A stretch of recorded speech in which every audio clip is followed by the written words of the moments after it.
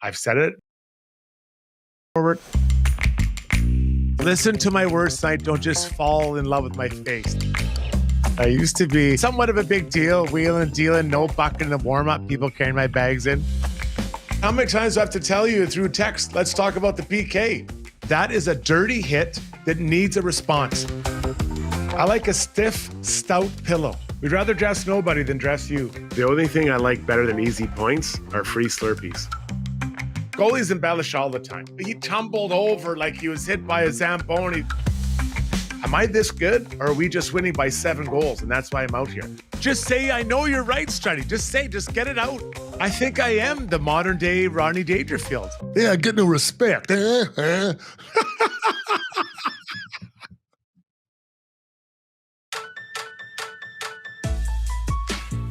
And now, Weiss Johnson presents Struddy's World. Here's your host, a guy who didn't allow any media at the rehearsal for today's show, Jason Strudwick. How are we doing today, everybody? 24 hours. That's right, less than 24 hours till the time that Canada kicks off their journey to a gold medal. Man, I am jacked up about that. It is going to be a fun tournament. Big upset, in my opinion, this morning. In the men's side, we'll get to those details a little bit later. Zubie will be jacked up about his Super Bowl win. Most boring game I've ever watched, including U5 soccer with no nets in the rain. That's how exciting that game was, but let him have his chance. Ryan Rishaug will join us from Italy. We've got Jamie McLennan, of course, Zubie, and all of you. Thanks for tuning in. Show is brought to you by our buddies at Weiss Johnson Heat and Air Conditioning. Weiss Johnson is now offering no interest for 24 months to make your purchase easier. Visit WJJingle.com for exclusive specials just for Got Your Back Jingle lovers. Hit it, Zubie. Weiss Johnson, whoa. We're proud to be local and family owned. Olympics are rolling, but we got to allow Zubie a chance to have a victory lap after celebrating his Seattle Seahawks. The most boring Super Bowl in history, but it's still a win. I would take that for my Giants. Just a win's a win, Zoobs. Well, yeah, it's boring if you're not a Seahawks fan or if you don't love defense. I mean, it was suffocating defense, and it's very really similar in many ways to the other Super Bowl that they won against Denver 12 years ago. But that had that was so one-sided, but it had a little bit more offense, a little bit more explosiveness to it. I'm going to take a victory lap also for if you recall my predict. Now it's not bang on, but I predicted the score 30-17. We got 29-13. I'm taking something on that. I think that's pretty. I think I came in pretty close on that. A field goal, basically a field goal difference. So I'm taking a victory lap there. And I'm also going to say, not to just make it all about me, Struddy, but as a Seahawks, Blue Jays, Oilers fan, in a way, things are very good because I had 3 teams that I root for go to their respective finals this year. But the Seahawks were my last hope. If I had been 0 for 3, I don't know, that's as great of a year that is as in fandom. It would have also been devastating to be 0 for 3 in final. So I'm glad the Hawks came through. Now, you wore that lucky hat of Seattle for months leading up to the Super Bowl, and you guys got to win. I see tonight you have a Team Canada or a Canadian hat on. Let's hope it has the same outcome because our boys start their journey tomorrow morning. We can get that 8:40 on TSN. Edmonton time, of course, we'll have a post-game pod with myself, Brownie, you, Zubie, and then we may get something from Shaugger in there. The ladies, they played the Americans yesterday. Whoa. That American team is good. It is really good. I see a lot of people beating up our Canadian ladies about how they've done so far. Yeah, I think they're a little bit older, no doubt about it. That team's had a very good run together. I just think you got to celebrate what the U.S. has done. They look really fast. They look a half step faster to pucks. The outcome is 5-0. Can you dig in and say all the right things in a gold medal final? Maybe. But the ladies take on Finland tomorrow, and Finland's no slouch, especially without Marie-Philippe Poulin out of the lineup. Yeah, and they can't look past Finland. But I do think if you get back to playing the Americans in a gold medal game, hopefully you have Marie-Philippe Poulin back, and that's your rallying cry. We didn't For have sure. her. I think they might have had someone else injured out of the, they had a couple names, I think, missing out of that game. If you get the roster back and healthy, and then it's not only is it a revenge game, but hopefully you've got reinforcements as well. So yeah, but that was not close. I mean, that game yesterday was not close. Not close. 5-0. I think the score was even flattering to Canada, really. I agree. Much like in the Seattle Super Bowl win, for sure. I thought that was flattering for the Patriots. So let's get up to speed now about what happened this morning. Brought to you by McDonald's, introducing the new Frank's Red Hot menu. Add a kick to your breakfast with Frank's Red Hot Creamy Garlic Chicken McMuffin. Or spice up your late night craving with Big Nuggets and Frank's Red Hot Honey Dipping Sauce. Only available for a limited time at participating McDonald's. This morning, the first men's game went. Finland, Slovakia. Slovakia has some NHL players, not a ton. They've got Finland playing against them, and Finland's got some stars on their team. Yes, some that's a very stars, good team. including Mikko Rantanen. They've got UC Soros in net. They've got Heiskanen. They've got stars. I thought this was a game that Finland would win, not dominate, but I thought they'd win. Well, I was wrong. Slovakia led on the back of Slavkovsky, young player from Montreal, had a really good game. They won 4-1. And it was so interesting. I knew that a guy I had played with was the assistant coach. I didn't realize he'd become the head coach. A guy I went to the Islanders with at the same time, Vladdy Orsaj, played about 280 games. He was the head coach. I couldn't believe it. I looked up and I'm like, God, that guy looks familiar. And he's aged well. So I'm sure he's watching my pod saying the same thing right now. So congratulations to my old buddy Vladdy on his big win. But this to me, it doesn't turn the whole thing over on its ear. No. But I do think that it's a reminder that there are a lot of good teams. And we know what Czechia has done in the World Juniors. Can they translate that into the Olympics? I'm excited. I think this was a really good thing for the Olympic tournament that Slovakia beat Finland. And it was a really good game. Fast Fun game. And exciting. And it goes to show these teams that are the perceived underdogs, you score an early goal and get a couple of big saves, and you got a chance to beat anybody, And that's how this game played out, to give up that goal early, and then just for an underdog team to feel momentum early, especially in these, international tournaments, I don't know, seems to be a big deal. Paging Leon Draisaitl and Team Germany, they're top heavy, man. They've got some good. I think they might surprise a few people. I totally agree. I really think this is something we needed to keep an eye on. As Germany's in the same pool as U.S. Are they going to beat the U.S.? I'd have a hard time thinking that would happen, but some of the other members of that group, they may get some wins. So top heavy group, but sometimes top heavy's enough. So lots to come today. We've got Get Off the Fence. Zubie's leading this one. He bullied me into taking this over. I'm like, no problem. Then we'll go around the field and talk about some things happening in the Olympics and huge Toronto BlueJays news as they work our way to the first day of a camp with pitchers and catchers today. But right now it's time to go out to Milano Cortina, the Olympics out there, Italy, I guess they call it in English. Our good buddy, Ryan Rishaug. There he is, Shaugger.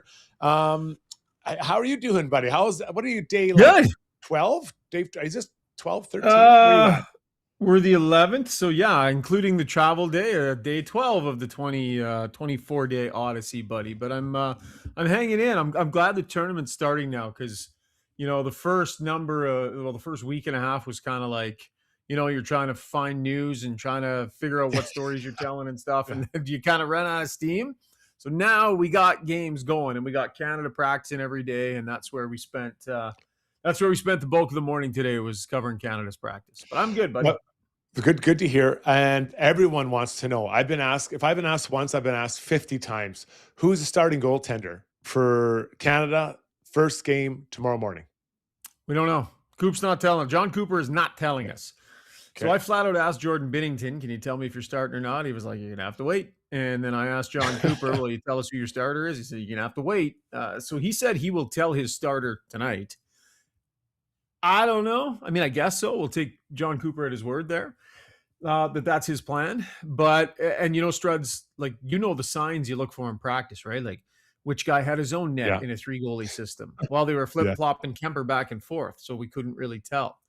Which guy spends a little more time with the goaltending coach, all those sorts of stuff. They were not giving us anything. So there were no signs at practice. Binnington wouldn't break. Cooper wouldn't break. We're kind of guessing here. Who do you think they should start, Struddy? Okay, there's 3 games, and not suggest these games don't matter, but you have a little bit of runway here, both for the goalies and the Lions to figure it out. I'm probably going to give Binghamton the start. I know it sounds crazy, but he was there last year. He was on the ice. And then I give someone else a second start. And maybe whoever plays better between those two, they start the third game. What say you? Yeah. It's like Thompson is clearly the best of the three this season, and should it be more complicated than that? You start him against your toughest opponent, which is this game tomorrow. And then you give Binnington the next game against the Swiss. I mean, they're not pushovers, so he has a good opportunity there against a lesser opponent. And then you evaluate things and see where you're at. Like, if Binnington went in and played like he plays during the regular season, would anybody be like, oh my God, who saw that coming? Well, everybody that's watched him this year. Right. And I think if he's going to have an off night, might be better for him to have an off night against the Swiss. Now, you could say that's a loser thinking, but if you're strategizing your way through this, Thompson's playing the best right now. So go with him against Czechia and then roll Binnington out. I don't know what they're going to do. I just, on our Sports Center hit today, I just guessed. I was like, let's just go with Binnington or whatever. But there's a case to be made for like Binnington. I think his last 7 games doesn't have a win. I mean, there's got to be something to what you've been up to for the last month. Yeah, I hear you. And you know what? I'm uncomfortable, well, for many reasons, but the reason I'm uncomfortable with hockey is that I don't know who the starting goaltender is. So you can imagine how John Cooper feels. And they're all NHL goalies, so obviously they can all play at a high level. But it seems like all the other teams are clearly, they have a number one or they have multiple number ones. Where this year it's unclear. And maybe the problem is that I haven't accepted Logan Thompson as that level of goaltender. And maybe I have to say, he is that guy. It's just that he doesn't have the track record of a Carey Price or Robbie Luongo or Marty Brodeur or Patrick Roy. Yeah, I think that's fair. By the way, Struds, you might want to fix that earpiece. You got the wire sticking out the side of your head there on them. So, just a little tight. Just helping a buddy out there. Yeah, I mean, John Cooper has expressed tremendous faith in him. And every time he's asked about it, he expresses that faith. Every time he, there's just something they believe in this guy. And we saw it through the Four Nations. I mean, they just stuck with him. So, yeah, man, they believe in him. So would I be surprised if they just put him in net and, and he played the first game, the third game, and then the rest of I wouldn't be surprised at all because they believe in this guy. But what's going to be fascinating is if Jordan Binnington can have this season that he's had and play the way he's played, and then just show up at the Olympics and be the man. Like, that would be really baller and really impressive. Or is he just going to be who Jordan Binnington's been all year and does a lot of regular seasons? I don't know. A little bit of voodoo. Now, there wasn't a practice yesterday, day off. There was an open practice today. Yes. Today being Wednesday, for those, like, the time change does throw people off a little bit. Yeah. Line combos. Any changes or surprises to line combos, or is it still steady as she goes? No, there was a tweak. And I think when we first saw those lines, I think everybody looked at Brad Marchand next to Nathan McKinnon and went, how's that going to work? Like, he's just going to be staring at the back of him all night because McKinnon goes a million miles an hour and Marchand's a very good player, but doesn't play with that same type of pace. Well, that's what's changed. Basically what they did is they flip-flopped Bo Horvat and Nathan McKinnon. So Nathan McKinnon was with Sam Reinhart and Brandon Hagel at practice today. And then that left Marchand with Suzuki and Horvat. The Marner, Crosby, Stone line stayed the same. And the Celebrini, McDavid, Wilson line stayed the same. So I don't know how you felt when you saw those lines, Struds, but I wondered how that was going to make sense. And after a few practices here, Cooper's made that tweak. Yeah, and I like that they're kind of keeping it the same as far as the duos on the wings and flipping the centers. Listen, I mean, McKinnon's so quick and so fast. He needs people to get up there and stay with him. Marchand's a really smart guy. And so I wonder if they want to just take a look at it in practice, see how looked at it, then we went a different way. And you have options, right? Because that's why you have the practices. You're lucky there's 3 games here. They can go Friday, was it Thursday, Friday, Sunday, and maybe move a few things around and see what that looks like. That's what people want to know. McDavid, Wilson, are you seeing? I mean, I know it's only line rushes. It's not like they're playing games, but does it look like Tom is comfortable playing beside Yeah. these two magicians? I mean, he's not drill busting, right? But he's way too high skilled a It's a good player to be start. drill busting. Like, I mean, he's not, like, no disrespect, but it's not like they've got Cassian next to him, a guy who's primarily known for the other stuff. But, this guy is extremely skilled. So it's been good. What I'll tell you about the way John Cooper had this practice set up today, Struds, the first drill they did were line rushes. And from there, they did 45 minutes of drills where they were always in their threesomes. Always. Okay. Every single drill was super high pace, the lines out together, skating together. Now, Jarvis and Bennett were subbing in here and there, but it was very clear they wanted as many touches, as many rushes, as many breakouts, as many forechecks, as many regroups as they could as lines, because they've got some stuff here they haven't tried before. It's not like there was a bunch of stuff that worked amazing at the end of the formations and they're like, wow, that's our starting point. No, Yeah. they got a bunch of new stuff happening. And so they had 3 practices to get everybody together, 3 practices to get them used to one another to a degree. And I asked Cooper today if he I know it's only practice, but are you starting to see some of it click a little bit? And he hopes so, right? The real question for me, Struds, is how much patience can Cooper have? And I asked him that today, and he was like, I don't know. You can't answer that till you start getting impatient, was kind of his answer. But how much patience do you think he should have with McDavid, Wilson, Celebrini, when you've got unbelievable players sitting there ready to step in? At least 4 periods. Give the guys at least 4 periods. So whole game and then start the next game. And you're looking for glimpses, right? You can't turn it over after half a game. It just doesn't work. It just doesn't work like that. And I know you're looking for glimpses of moments. Do these 3 have moments? Does any three guys have moments in their game? If they do, okay, I want to see a little bit longer. If they don't, then maybe after the 4 periods, because that still gives you 4 or 5 periods to find other combos before it really starts to matter. What about you? Yeah, for sure. Yeah, I mean, I think especially with that McDavid, Wilson, Celebrini line, I mean, you got to give Celebrini a little bit of an opportunity to get comfortable. I think part of it will be game dependent, though. I mean, if they're down, if they're down 2-0 heading into the second period, and he feels like something's not working, he's going to make a change. There's going to be no gotta let it ride. That's just, you need wins. You need wins. You can't have a slip up like Finland did today. So that'll be interesting to see. Sidney Crosby, by the way, had organized for the team to go and watch the Olympic event yesterday.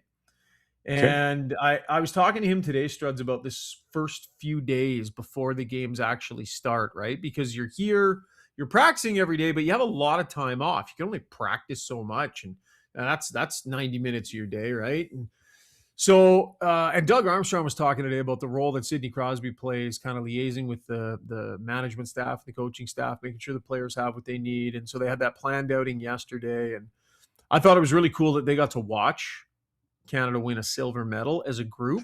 That had to it's one thing to just go watch them compete, but to then watch them on the podium, I thought that was a pretty cool thing. Yeah, and everyone saw that, right? And we're all watching a lot of Olympics back here, so neat to see them interact. And I heard Chris Pronger do an interview, and he said the one thing that I really didn't know I appreciated so much about it was I would go and meet a speed skater, and we'd start talking. How do you train? What do you do in the gym? And they'd be asking me the same thing, or you'd meet someone who did something different, a skier.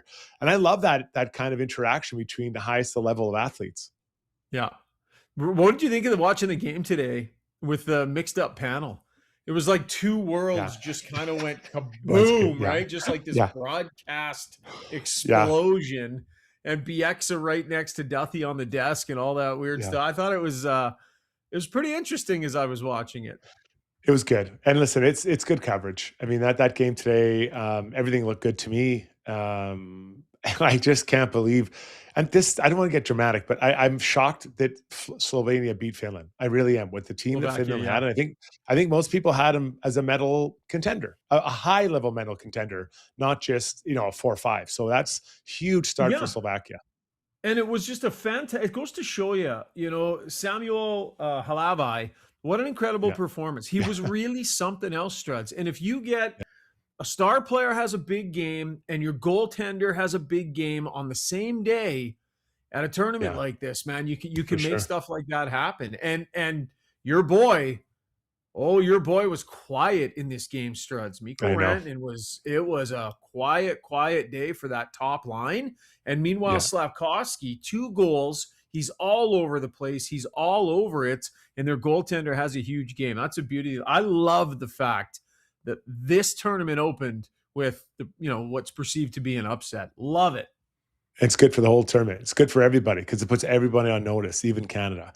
All right, so you'll be there coverage tomorrow. We have a post game right after the game. That's around like 11:30. So enjoy the game tomorrow. I know you don't cheer for anyone, but just send good vibes at least to Team Canada because I will be.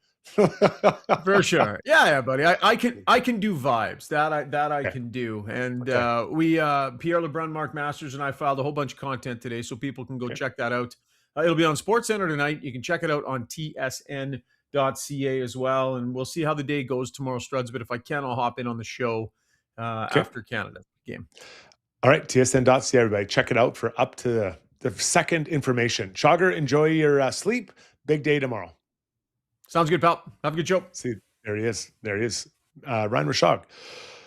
Getting up to speed with McDonald's. I didn't want to have the heart to ask this one, but I'll ask him. We'll answer the question, I guess. Our digital sponsor, Soundbox, brought to you by Timberhouse Developments, the leader in custom and infill development. If you're tired of cookie cutter, copy and paste designs with no soul, see our buddies at Timberhouse and discover how naturally inspired living can make your life better.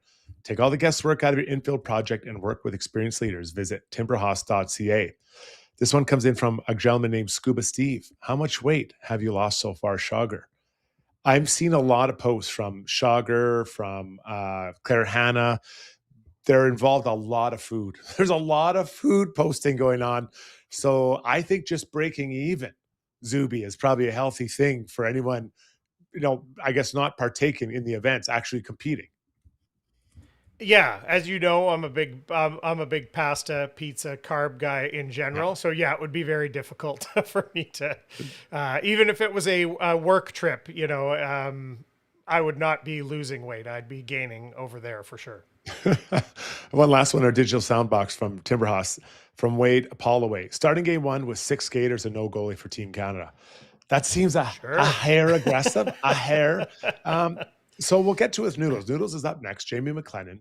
We'll ask him about the starting goalie and maybe the track record and how that affects our vision, our view of who should be the starter. So stay with us, everybody. Jamie McLennan down the way, and then get off the fence with my man Zubie taking the reins. We'll be right back, everybody. I like, just before we go, I think Wade's trying to say too, he wants to keep the mystery going even longer of who the starter is, even past the first shift. He wants them really thinking about it. So I do love that. Yeah, Noodles is going to be ready in 2 minutes, so we'll be right back. At Modern Measure, every item of clothing starts from scratch and is designed from the ground up, based on both your style preferences and current fashion trends. Their clothing is fully designed to give you the exact look you're looking for, down to the smallest details and customization. The Modern team will work with you to make sure that you not only look and feel great, but make the most of your investment. On the ground floor of Edmonton Tower downtown, Modern Measure. Getting the breakfast you love for just $5 plus tax every day? That's not just value. That's McValue. Get $5 McValue breakfast meals every day. Dennis here from Weiss Johnson. Are you looking to get into the trades or have a kid graduating high school wondering what to do? Weiss Johnson is looking for career-minded people to work for us. Opportunities truly are endless. Become a service technician, gas fitter, refrigeration technician, install residential or commercial heating and plumbing systems, fireplace installations or service, duct cleaning. We are the company where you can learn all aspects of the trade and pick which career path to take. We have an awesome benefits package and offer school reimbursement too. Visit wjcareers.com today.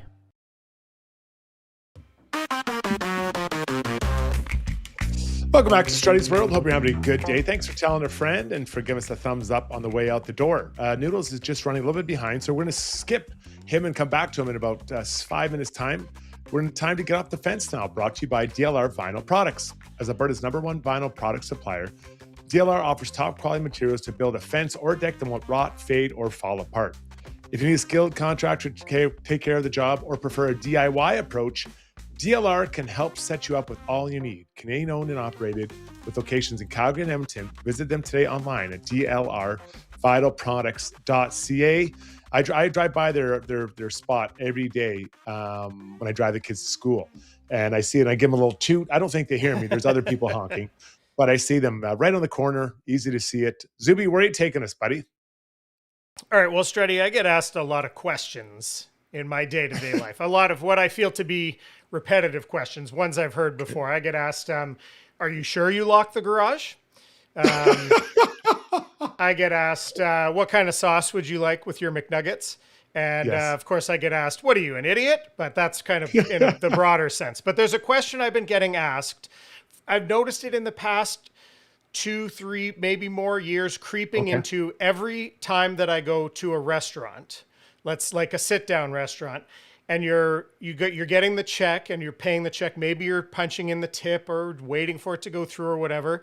And you get this bizarre curated question from servers. And I bet you know what it is. And it's this. Do you have any plans after this? And I think that is just the strangest thing that it's like, that's one, none of your business. And two, you don't care. You're just posing the question. You could not care any less about what my answer is. Now, let me add that I'm not putting this on the servers because it's so widespread in all these different restaurants that there's no way it's coming from them. Sure. It's from like a think tank or some marketing thing or whatever. And I did look this up really quickly. And apparently it has come from like point of sale places like Square and Open Table. And somebody decided that this is the question to ask that's not a question of closure because they think there's some study done that they claim this actually increases. It's a question designed to increase tips if we weren't tipping enough already, Struddy. How about this? I'll give you an example of what I'd like to hear. Even if not as a question, I sure hope the food and the service you received today was up to your expectations. How about that? How about going there, Struddy? But these personal questions. My wife was on the phone yesterday. I thought about this yesterday. I texted you right away. My wife was down here on the phone with a bank. We're doing something with our banking. And the lady comes on and says, my wife had to wait on the phone for nearly 2 hours. She comes on, do you have any plans for upcoming Valentine's Day? That's while I transfer you to this other thing. I was like, just you can be polite. Like in customer service, yes, please. Politeness and kindness and like an attention to detail in your job, but we don't need these extraneous questions. Where I think you'll be on board with me here. Yeah, so I never noticed it before, but I do know what you're saying because I do hear it a lot. I do get a lot. It's like, but it reminds me a lot when you're talking to someone and you don't really, maybe not that good of friends with them. You don't see them that often. And someone drops in, do you have any plans for the summer? Like you're running out of topics, so you can throw that out there. I get that one all the time. I think people run out of things to talk to you about. So they're like, this guy's really not that interesting. Maybe he's doing something interesting with his family. But no, I get the plans one, like when I go out, and they ask me, I agree. You know what? It's not like we're friends. We've had we've shared an experience. You were very helpful with your food and that guided me through the menu, helped me choose a drink, whatever, how kind to my kids. But it's not like we're friends. Like we're not friends. So, but when they do it, I usually answer, yeah, we're going. Usually the answer is we're off to a kid's sport. That's usually the answer, right? It's rare. We're like, well, it's funny. You should ask. I'm going to rebuild the yard in front of my house. So I get it. I'm with you. But I never considered that someone told them to do that to help increase the tips, to make it more personal. Because I think when it is more personal, you do tip more for sure. Then it was just transactional. I guess so, but just be kind and polite and on the ball, do a good job throughout the process. And that's what I'm going to tip on, not on our fake conversation we have at the end while I'm literally holding your fate in my hand. Yeah, that grinds my gears, Struddy. Well, I'm always nice to servers because I'm so concerned about someone doing something to my food. I don't know why, why I even think that. Maybe it's happened before, but I'm a pretty nice guy. I don't think I've ever taken food or sent it back, but I think I saw it in a movie, someone spit in a burger, and I'm just like, oh my God, I guess you wouldn't know, but still, Zubie, it's still, I'm never going to risk it. Not that I'm abusing other people, but yeah. Well, let's see. Next time anyone goes out, let us know if you have that experience or if you've had that experience before. I know I personally have had it, that one. And what's your summer plans? What's your summer plans? I'll funny you should ask. It's September. We're still trying to figure it out. Our next guest always has plans. This guy makes plans to make plans, if you guys know what I'm saying. Let's get to Struddy's buddy now. And this is brought to us by our buddies at HSC Core Services. Need a safety program? They build it. Need it managed?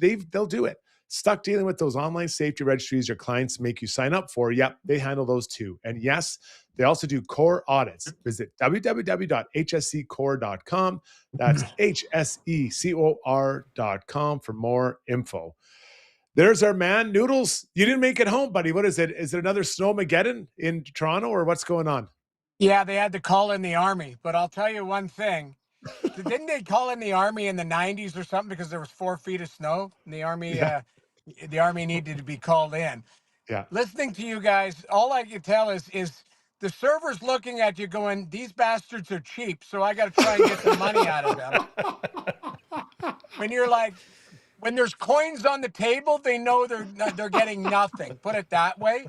And the reason why they're going, what are you doing this summer? It's like, get out and do something instead of just building your fence or whatever. Like, you either have the look of the most boring people or the cheapest people, because I don't get asked these questions. I get you. Thank you. And you know what? I don't send food back. You're right, Struddy, because they're in the back wiping their ass with your bread. So don't ever do it. It's a problem. That's why I'm so fearful. I'll eat anything you bring out because I don't want to risk that guy having a bad day. His girlfriend dumped him, and all of a sudden I have to fight it. I can't do it. Exactly. I think, what movie is it where the guy's like shampooing his crotch with the French toast? I can't remember what it is. It's like the guy with the young guys that travel. I can't remember his name. Anyways, it'll come to me. Somebody will send it. What, Tom Green? Is that the one with Tom Green? Nah, I don't know. It's like the one guy's like, this is really good. He's a really skinny guy, and he's like, can you send my French toast back? And then the guy goes in the back and starts. Yeah, that's the one. Throws it down the front of his shirt. Was that the movie? Are you talking about the movie Road Trip and that DJ Qualls? Was that? Yeah, that's the one. Yeah. Road Trip. That's what happens to food if you send it back. So smarten up. Look at no, I won't. All right, let's talk about this hockey game that's going tomorrow. Canada is the first action. The goaltending, I was talking to Shaugger about it before. It was kind of clear, like we had guys with massive track records, whether it's Corey Price, Wow, or Luongo. These guys, we knew them. They'd been great for a long time. None of the goalies right now we have that track record. So is it unfair to suggest that it should be A, B, or C because they don't have a track record? These guys, none of these guys, a massive track record like those other guys. Yeah, it's a down. We'll call it a down cycle with Canadian goaltending. But we had this conversation literally a year ago, saying, is Jordan Binnington going to be able to do it? And what did he do? He played great, especially in overtime against the Americans. Now, he's had a terrible year. So if you're an analytics guy, I know you're a big numbers guy, Struddy. But I believe he's 58th in the NHL. So almost dead last as far as numbers. And he's to the point where Joel Hofer has played more than him and played better than him for St. Louis. So I would think that the leash is very short for Jordan Binnington, very short. And you can go to Logan Thompson and you can go to Darcy Kemper. All you need is one guy to give you average goaltending. They don't have to steal games, but they can't cost you games. And you're right. It's gone into Cujo, into Brodeur, into Luongo, into Carey Price. You called him Corey Price. It's Carey Price, his brother. Yeah. It's a good one. And the thing is we don't have that. Marc-Andre Fleury was kind of like the last of this generation. So we need young goaltenders to push through. Mackenzie Blackwood's a good goaltender, but he's kind of in that mid to late 20s. So he probably should be on the team. Logan Thompson is there. You look at it, there is a down cycle with goaltending, but they don't have to steal games. What they need to do is be good and be good enough to give you an opportunity to win. So I think it's a giant question mark. And Struddy, I'll go a step further. I think the D are a question mark. Outside of Cale Makar, I think the D is just very average. They, good players. Don't get me wrong. I love Josh Morrissey. I look at Colton Parayko, good St. Albert boy, won a Stanley Cup. Drew Doughty is not the 27-year-old Drew Doughty. So, on paper, if you start doing, I always do the whiteboard, right? Lay the teams beside each other. Team USA looks better in net. Team USA looks better from the defensive core. It's up front. That's the only thing that Team Canada, and it's not the only thing, but the forwards are as dominant. I think the three best players in the world are wearing a Canadian jersey, and that's McDavid into McKinnon into Makar. And then outside of that, everyone else starts to cancel each other off. So you're going to need stable goaltending to give themselves a chance to win this tournament. You saw the lines and how they're set up, with Sidney and McKinnon, all those guys. Outside of Wilson and Celebrini, McKinnon and McDavid, which of those other players do you think is most likely to find themselves higher up the lineup or playing more roles than maybe we can see right now? I think it's your favorite player who used to play in Toronto, and that's Mitch Marner. I think when you look at it, he started with McDavid last year in the Four Nations faceoff, and Cooper took him off that line. But then what happened? He found a shift for him in the overtime, and Marner found McDavid for the game-winning goal. Mitch Marner, it's interesting because I think he's a very versatile player. Can go up and down your lineup. He's really good defensively. People forget about that, but he was great on the penalty kill for the Maple Leafs. He's a guy who can play in all situations, can quarterback a power play, but he also can be, a threat 5-on-5. He's versatile. And, if he starts, we'll call it on the third line with Stone and Crosby, that's a hell of a line. Really responsible defensively, but also has the offensive pedigree. That might be your separator. If John Cooper's looking for strength down the middle and he goes with Crosby and Stone with Mitch Marner as a third line, I don't know if a lot of teams and a lot of countries can match up against that. So he's my kind of X factor of a guy who can climb the lineup and be a difference maker. Now, I know there's going to be a lot of Toronto detractors and say, has this guy done it in the playoffs? He doesn't have the winning pedigree. I'm not going to argue with you about that. You are what you are as far as your track record in the playoffs. But again, I'll come back to the Four Nations face-off. Marner got moved around the lineup, and he found McDavid in overtime when they needed it. So he's a guy that can be versatile, and I think with that experience of last year, he might be able to build on it. There's a huge opportunity, I feel, for Austin Matthews in this Olympics to change the story about him. It's interesting. I don't know if you saw the tweet from Josh Shoei compared the two captains. Sidney Crosby's got a car wash times 10 of all the things he's accomplished. And then Austin Matthews, there was a fairly short list. And, different teams, whatever, maybe younger too. But, do you feel he could, and what would he need to do to kind of change this story around him that, he can get it done, much like you just talked about with Mitch? I think he needs to lead his team to a gold. He doesn't have to be the best player on the ice, but what he has to do is be a difference maker. I'm rooting for Canada. I still believe Canada can win, but I'm afraid of the Americans. And I know, listen, the Swedes and the Finns and everybody else have bridged the gap. Even Germany is going to be a hard out.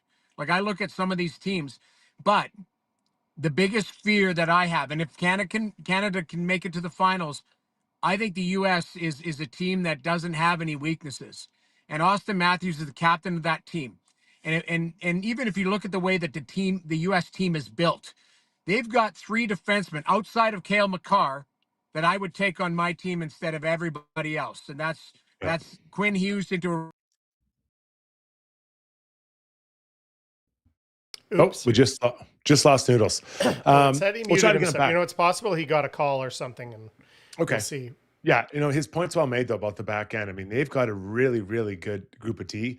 I mean, Quinn Hughes is right there beside Cale Makar, right? He is, Werenski is so good. Charlie McAvoy is right up there. He's an elite player. There's a lot of good players on that back end, right? We got Noah Hannafin, Jackson Lacombe, Sanderson. I mean, these guys are all super, super elite players. So, it's going to be interesting to see how they use them. I know that they're really going to need to make sure. There he is. Just maybe finish your thought there about it was Quinn Hughes and then who are the other guys? My wife, I just talked to my wife and I said, I'm doing Struddy's podcast. She's calling and knocks me off. So anyway. Classic. Steph. So I want to finish my thought. I look at outside of Cale Makar, the 3 defensemen on the back end, where you've got Quinn Hughes into Jake Sanderson, into Zach Werenski. I'd take all 3 of those guys before I take anybody else in the rest of the tournament. That's what scares me, because I look at that, and you look at how heavy Team USA is up front, because, Tage Thompson doesn't get a lot of love. That guy's a monster, and he can skate and shoot the puck like anybody. You look at how heavy Brady Tkachuk is, and we in Canada you got Tom Wilson. Tkachuk is Tom Wilson. He's the U.S. Tom Wilson. Into his brother Matthew. They've got some speed, but they've also got size. Austin Matthews is 6'3", 220. So that's the thing. They can lean on you physically. I am concerned about the U.S., but I also know that McDavid and McKinnon will be men possessed. McKinnon, I love this quote. He's like, I'm not over here for fun. I'm just here to play hockey and win. Like, this guy is literally just staring at the wall in his hotel waiting for the game, literally. Like, I love it. The guy's an animal. Well, last one for you here. I love how you brought up Germany, because they are top heavy. There's no doubt about it. But their top is very heavy. You obviously mentioned Leon Stützle, a guy that you cover very closely, and Sider just on the back end. Those are 3 of the best players in the tournament, not just in Germany, but in the tournament. So maybe speak to what they could do, and they're in a pool with USA as well. Well, if you look at the analytics and the statistics, the X factor is Philip Grubauer. If Grubauer looks like he did a couple years ago in Colorado and this season, they've got a chance. If he looks like he was in Seattle last year, where they put him on waivers, then I'm concerned. But I think the Germans have a chance to just surprise people. I don't think they'll medal, but I think what'll happen is, what you're going to see, for me anyways, you're going to see how close some of these countries have started to bridge the gap. It used to be Canada and the U.S., and then you sprinkle in, well, obviously Russia. We're not even going to talk about that. That's a political thing. And, when you call best on best, I think some of the best players are sitting at home, unfortunately, but that's not our fault. We can't, I'm not going to argue about that. But when I look at it for best on best, like, it used to be Canada, then the U.S., and then everybody else, Russia. Now a lot of these teams and countries are putting out some of the best players. And, Sweden isn't far off. I think Sweden can surprise people. I think Finland can surprise people. The Czech Republic, like, you look at it, Germany has some of the best players on the planet. So you're not going to see as big a drop-off. I used to joke, it's like, okay, you're playing against, the Team Japan or whatever, and it's 21-0, and, other than Christoph Guzlevskis or whatever, Team Latvia, the goaltender makes 57 saves. But outside of that, like, a lot of these countries have bridged the gap on Team Canada and Team USA, and that's what's exciting for me, is because you've seen hockey be a world sport, not just a North American sport. Yeah, I actually was invited to a coaches conference in Sweden 10, 15 years ago. I remember a guy did a presentation, and he goes, you can tell when countries are about to pop when they have the highest of high players, because then it's easier to get the 8s and 9s and 7s than it is to get 10s. Well, Germany's got some 10s, and that's incredible. Yeah. That means if you've done it once, you can create other 10s, and then you're going to fill in the back. So where Germany is in right now, I think just getting to a quarterfinal would be amazing, and then from there would be incredible. But where they look out in 3-4 Olympics, be interested to see where they're at, because hopefully they can keep building it. It's good for the game. Noodles, I know you got to get back. Your wife's probably texting you. You probably forgot to pick something up. So call her back. Tell her she owes me one. We'll talk to you later, buddy. I know. I'm at the grocery store. It's not like, I'm not, I didn't jump on a plane and abandon anybody. I told him, I said, I'll be back in 20 minutes, like, type of thing. I'm pressing the clock. So I don't know why calling and interrupting everybody, but I apologize. And Rude. Thanks for having me, big boy. And Rude. Like I say, everybody out there, don't be cheap. Tip your waiters. That's it. Tip Good advice. Your waiters. Good advice, Noodles. Thank you, buddy. Talking to you later. Noodles, what a guy. I've seen that guy do stuff. It's incredible. And he's here. He's the one who's telling us to be good humans. You know what's so funny about his wife? I can't even tell you how many times my wife and I, now we don't get to talk probably as much as we would like, because when the kids are home, those conversations are all interrupted as well. So us getting like one-on-one talking time, there's not a ton of it in the day. So lots of times I'll be working down here. Yeah. She's going out to run an errand or something. We'll chat for a minute. Then she leaves. She's gone 3 minutes. My phone rings. It's her. She's like, hey, so but there's nothing. It's just to like continue that conversation. And I don't know, it makes me laugh. That's all. It's so true. I'll leave you guys with this story. Noodles was notorious for when things are really rolling in a night, he'd take his shoe off and pour a drink in his shoe and drink out of his shoe. That's a good bit. This is the guy that's telling us all to tip our waitresses properly. Not that I'm saying you shouldn't, but just keep in mind that he isn't the Holy Ghost that he's acting to be when he pours a drink into his shoe. Yes. Have I ever done it? I was there with him. Doesn't mean I didn't do it, but we're not talking about me right now. Let's take a pause here. When we come back, we're going to play the field, take a look at a bunch of crazy things happen around the sports world. We'll be right back.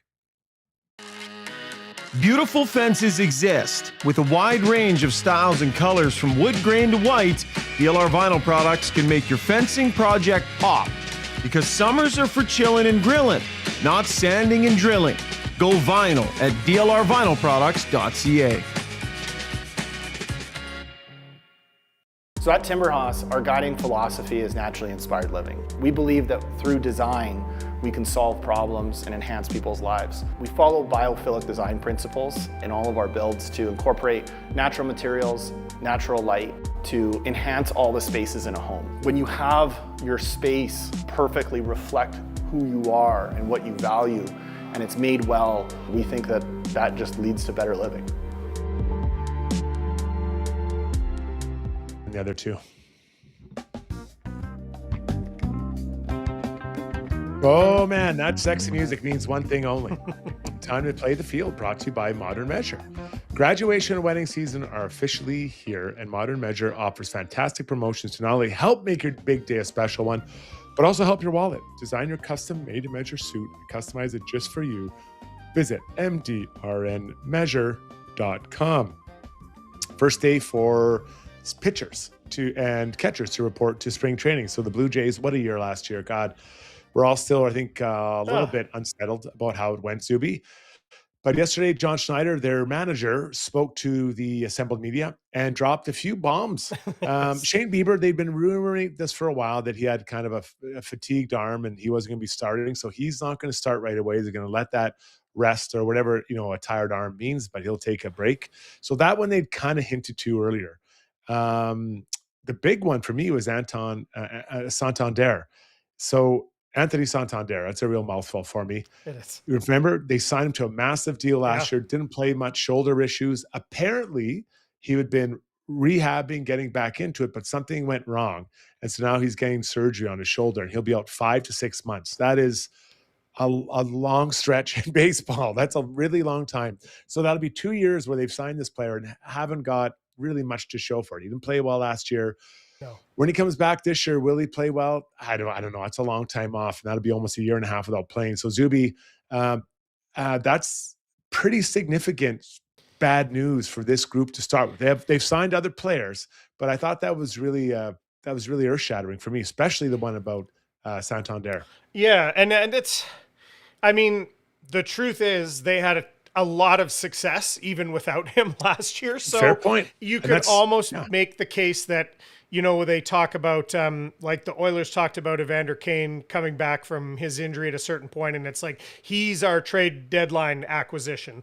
Maybe it can kind of be the same thing with Santander. Because when you look at the batting order or the defense, like there's been a fair bit of change in the pitchers, but the batting order, other than Bichette out and the Yakamoto, I'm probably saying that wrong, the free agent, like that's the only significant difference in the batting order. The rest of the defense is almost identical, and the bats. So I feel like it's I don't know if the surgery gets him right, because he was so good the previous year in Baltimore. If the surgery gets him right, then maybe he could be a big boost. He hits from power from both sides of the plate. So if he could come back whenever after the All-Star break or something, it could be a big boost late.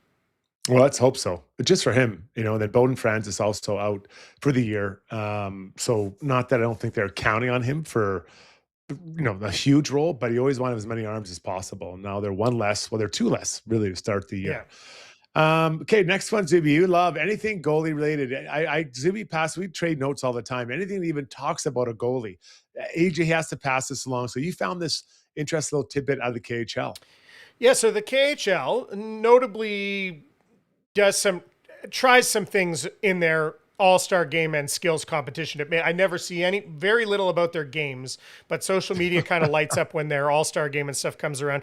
So this year they've done previously a goalie competition, but this year they actually included hardest shot in it. So these are goalies in the KHL All-Star game taking a hardest shot, and it actually comes right at the end of they run a little gauntlet. They save a breakaway, they shoot the puck at the other net, they make a pass into one of those little nets, and then they have to skate around and do a hardest shot. And the guy who won it, who, if we stay on here, is the fourth guy. I don't think it's this guy, it's the guy in the orange, actually got over 100 kilometers an hour. But this is the fun, like the NHL All-Star. I mean, people don't love it. It's not for serious fan. I mean, it's for really. It's for kids, it's for families, it's for the host city. This guy, look it blows a tire and gets over 100 kilometers an hour.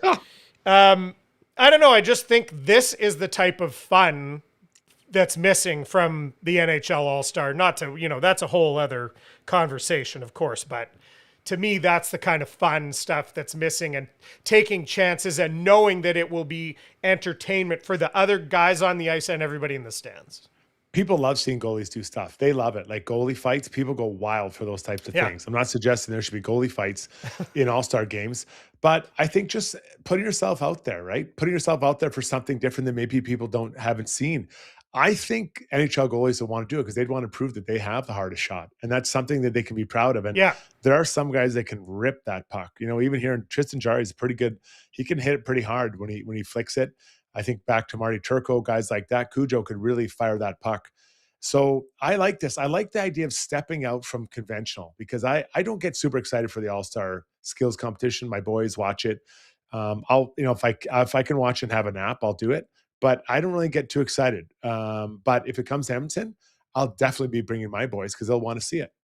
I'd rather see them do this than when they, in the, breakaway competition, when they try to get gimmicky with the costume and whatever else, like that feels manufactured. Let's do something that's still hockey kind of, but there's the entertainment value goes up. And I do think the goalies would be motivated to say, I want to be the goalie with the hardest shot. Because it's so different. It's so different.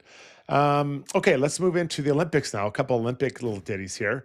I'm not saying I'm Dr. Ruth and understand all the matters of the heart, but just a couple days earlier this week, I should say, there is a Norwegian biathlete named Sturla Holm Allegrid. Now, I may have got it wrong, but let me take you through the story. So he won a bronze medal, or a medal. I think it was a bronze medal. And after the event, he spoke about how he felt regret for cheating on his girlfriend. And I was like, what? So like, what did you just say? You just won a medal, and now you're going back and saying that you just cheated on your girlfriend. So the story moves forward, and today he regrets that he did this because it actually took away some of the shine from his countrymen who won the gold medal in this event. And then he also felt bad that he brought his ex-girlfriend, obviously, into this situation in the first place. But I'm like, man, how long have these guys been together? They must have been together a long time. I looked into it. They'd been together for 6 months. Yes. And then 3 months into the relationship, he cheated on her. Yeah. 3 months. So they went on their first date, and 90 days later, Zubie, this gentleman is dancing in a different pool. I'm like, are you kidding me? I think this girl's better off without him. So apparently she spoke to a Norwegian outlet talking about it and just said, I don't want anyone to know my name. I'm okay. I moved on. Boom. But like, if it was 6 years they're together, I get it. But it was 90 days and you cheated on. Is that even a formal relationship after 3 months? Yeah. Like, that is insane. So this guy, Sturla, for me, he gets minus 50 brownie points. I'm handing him out. I don't care. It's a negative thing. You weren't even together that long. You cheated on her. Who do you think you are? Yeah, there's all kinds of red flags in this story, really. And I love the Dr. Ruth reference because I just saw an old clip of Letterman of him. I wonder what percentage of people on the stream know who Dr. Ruth even is. I know there's some people in our age bracket that would, but what I will say, this is what I'll give the guy some props for. You tore him down. I'll give him this. He is truly if you watch the clip, he is truly broken up and emotional about it. And if he's trying to win her back, he used the biggest stage when he could have pumped himself up and talked about winning this Olympic medal and what it meant. He decided that was the time to pour his heart out for the mistake he had made. We don't know all the details of it, but I'll on that side, I'll give him on the positive that I mean, the ball would be in her court. Sounds like she's moved on, but it's a pretty big gesture. It's a pretty grand gesture if he really was trying to get her back. 90 days into a relationship and you cheat. 90 days. I'm telling you, man, she's better off without him. Well, that's maybe. my opinion. I hope she never answers his phone call. Or, you say you got to take that bronze medal. You have to melt it down and then just throw it away. Get rid of it. Like and then say, no, I changed my mind. 90 days later, say I changed my mind because it was outrageous. Let's move on to our last one, Olympics related as well. Now, there's a lot of rumors going around about the idea of ski jumping and some cheating they're getting into. Do you want to handle this one? Tip two through this minefield? I will delicately handle this one. So the ski jumpers get 3D body scanned to create their outfit so that there is no additional material. Because if you've seen the ski jumpers, they're like flying squirrels out there, right? They go really low and flat, and they're just trying to harness as much air as they can to keep them up for as long as they can. Now, this is from The Independent. It says the crotch of a ski jumper's suit is allowed to run to the bottom of the athlete's genitals. And that's notable here because the alleged, and then we should also point out there's been no actual report of this happening, but someone raised a red flag that this could be a way that people could cheat. Maybe there was some country considering it. They said, some male ski jumpers might be injecting hyaluronic acid, a cosmetic filler, into their genital area to temporarily increase its size. So if you did that in line with your body scan comes back with different dimensions. You get a different fitting suit. And this is where a study published by the scientific journal Frontiers suggested a single centimeter more in fabric in that region can give you an extra 2.8 meters in jump length. So my big question is this, Struddy. How come no one told me there's an injection for this? I didn't. No one. My doctor. I didn't. My wife never suggested it. Right. How was I in the dark about? No. No. It's so again, no reported instances of it, but it's crazy to think that this is one of the funniest stories to come out of this Olympics for sure so far. Yeah, and it sounds like WADA said they haven't found anyone who's actually done this. That's right. But how would you also prove it? Like maybe the guy's like, I'm trying to get my confidence up a little higher, right? But it's crazy. Like I saw this, I just started howling. I couldn't believe it. This is what people think about. And I guess you're looking for every advantage. Like 2 meters is a lot of distance when you're talking about ski jumping in the highest of levels. So let's hope that it doesn't come to that. But now that it's out there, I bet you someone's thinking, what else can I do? How else could I cheat to add a little bit extra resistance to my flight pattern? Yeah. My wife always says a centimeter can be everything. So I didn't believe her, but now it's apparently it can get you 2.8 meters. So she must have friends in the ski jumping world, the big ski jumping world of interior BC. Yeah. All right. That was Playing the Field. Let's get to now Ask Struddy and Zubie anything as we roll through towards the end of our show. Been a great show. Thanks for tuning in. Give us a thumbs up, a subscription on the way out. There's a couple right here I want to get to right away, Zubes. Yep. This is from Atlas Fayman 1039. Come on, guys. It's well known that Struddy knows all matters of the heart. I'm not sure. I don't think I appreciate it. I have great advice. I'm great at giving advice, but doesn't mean that I'm actually the person that should be handing that advice out. You're great at giving it. It's not that anyone should be taking it necessarily. Exactly. Yeah. Alberta Shank said that guy's girlfriend has his ex-girlfriend has approached the gold medal winner. So that would be funny. Now that would be a great story. And she posted it online, said, "Hey, it was me, and I don't date guys that brings bronze medals or don't win bronze medals." I have a couple questions for you, Struddy, that I wanted to that came from something that you and Noodles were talking about, and I was already wondering this. Who do you think is taking the better approach when it comes to like Team Canada taking it very seriously, staying in the hotel? You know, I think they stayed one night in the village, but I think they're going to be in their own rooms in the hotel away from the village. And then you've got the Americans who are and some of the other teams as well, but I know it's been widely reported about the Kachuk brothers sharing a room, being in the village, going to a bunch of events. What do you think is the right approach? Or is there a different approach, better about just enjoying the experience versus winning? Can it be both? I think it can be. I think that part of it is you want to enjoy that experience. You know, I mean, a lot of these guys will probably go a few times, not all of them, but a lot of them. The second thing is, can you draw energy off of other athletes and what they're doing and that experience, and then seeing what the intensity is like? You know, Team Canada was watching some short track speed skating. Can they grab some energy off that and say, "Oh man, like that was amazing. Seeing what that's like. I want to be a part of that." So I think there is part of that. Now, there are other guys that Noodles talk about. Nathan McKinnon, he just wants to play. He's not there to sightsee. He's there to win and just tear people in half. And I get that as well. So everyone's different. But I would like to think that if I were there, I would be trying, at least on the off days, to soak up some of that energy.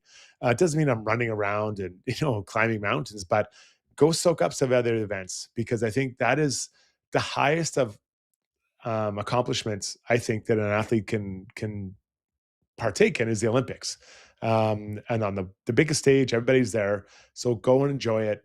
And then, then when it's time to get busy, because really you think about it in a normal NHL season, you're from town to town and the guys go for movies or walk around. Like, is it that much different going to watch an event as to going to see a movie? Probably the only difference is you're not eating popcorn at the event. I hope, I know they're going to some events. Honestly, for them, I hope they're taking it in, because I think, I don't know, say you come away losing, say they come away without a gold medal or without a medal at all, which is, a possibility with the strength of the teams now. Imagine then coming home and you didn't even give into the experience. I hope for their sake they enjoy themselves. ID Photo Man says, will any team score more than one goal against the USA women this Olympics? They look like a powerhouse, Struddy. They do. And I watched some of that game. To be clear, I've watched maybe a period of the rivalry series, but I watched 2 periods of yesterday, and my God, did they look fast. They look fast. They look speedy. There's going to be a lot of second guessing about the team that Canada took this year. I know Danielle Sadakny's a player from Edmonton that, was didn't make the team, and there was some conversation that she should have been there. And, it's easy to say it now, at this time. But I think that when you look at the way that game went and how, to me, they looked a half step faster, the U.S., and they're quick. They're on the puck. This group has done a lot of good things together. They're getting near the end of their Olympic careers than they are at the beginning. So I think there'll be a lot of review over what happened with this group and what to do differently moving forward. Yeah, well, one would imagine they'll still have one more shot at them, but we'll see how that goes. That could have a big impact going forward. Mike Fitz says, now I don't have any confirm. I kind of looked for this. Maybe you've heard about this, Struddy. Mike Fitz says, thoughts on Nurse sticking around town to work on his game during the break. Have you heard anything about this? I haven't. This is the first time. And actually, I would have recommended he didn't do that. If I was a teammate or a friend, like, go away. Go away for a few days and come back, and then you can start doing it early. You can rent ice at Terwilliger Arena and go practice in there by yourself or whatever. But I think mentally you need a bit of a break too. I really feel that way. Mentally, you need to regroup. He's got a young family. Some time at the beach, whatever, would be great for them. But I just know those resets for me, when I came back, I felt so fresh, so ready. And I didn't go to 2 Stanley Cup finals. I never went to one. So I think that, even go away for 5 days, then come home and hit it hard and get going again if you'd want. But I haven't heard this, so I don't know a lot about this. Yeah, and I can't confirm either. I tried to do a quick search on it, but so I'm not sure where our commenter heard that from, but if that's the case. Right. Interesting. Steve, Scuba Steve wants to know, Just Steve, I try to remember him as Just Steve. He says, has your lavender hoodie always had a logo on it, or is this a new one, a second one? Again, to the personal question, Scuba Steve, you'll be getting an email from HR about it. No, I went to Vancouver Island, Tofino, and there's a group there. My kids want to learn how to surf. And I've tried. Doesn't mean I'm good. So we went and found these ladies, Surf Sisters, I think it's Surf Sister it's called. And I walked in like, I love that hoodie. So I bought it. And then they were great. If you're ever on Tofino, they're pretty fun ladies. They helped us. I didn't still get up, but my kids are bopping up like they were all-stars. So that's the same original lavender hoodie? Yeah. Well, how many lavender hoodies do you guys think I have? Well, I have like 2 pairs of pants. I feel like the logo, maybe your microphone is always perfectly placed as such that we don't see the logo. You know, guys, my eyes are up here. Look at my eyes. Yeah, Steve. That's another HR. That's another HR letter to you, Zubie, coming in hot. Okay, quickly. So here's one. This is another one that I thought of. I was going to put this in the opener VO, but I decided I'd ask it as a question instead. Struddy, would you have had a better chance at being an Olympian in hockey or figure skating? Or is there a third choice? No, I don't think I could have done anything else. maybe skeleton, just hang on with pinch my groins together and hang on for my life. I think, God, there was no way I was getting there in hockey. And I don't think there was a chance I was getting there in figure skating.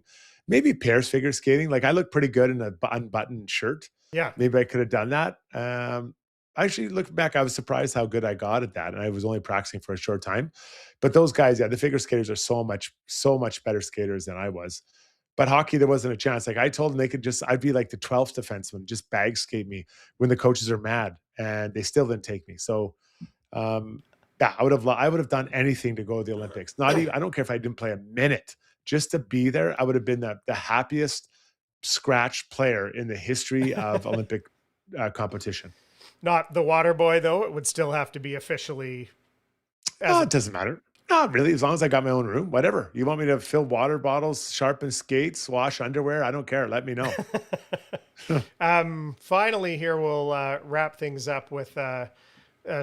Just Steve also said on the tip thing, he said when he gets asked these questions, he says, ironically, it decreases my tip, which some people concurred with as well. And JL adding, asked Struddy, do you have any plans after today's pod? Yes, thank you. Again, a personal question, but I'll answer because I'm in a good mood today. I'm going to coach my son's team. So every afternoon, I help coach them in the afternoon.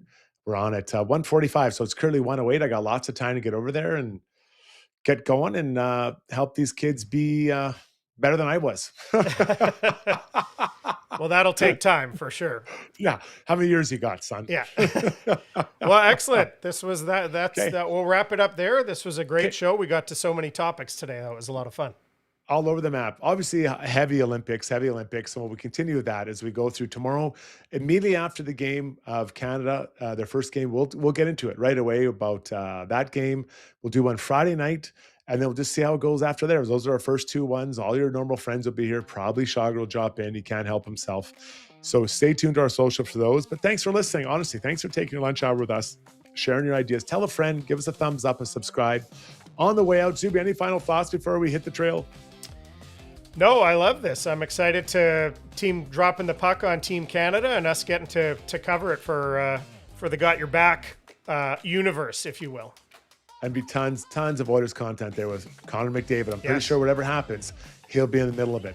Thank you to Shaugger, to Zubie, to Noodles, and to all of you who tune in. And thanks to all of our sponsors. You make this all possible. We'll talk to you guys tomorrow around 11 o'clock or so, Zubie, Edmonton time. Enjoy the game, everyone. We'll be on right after.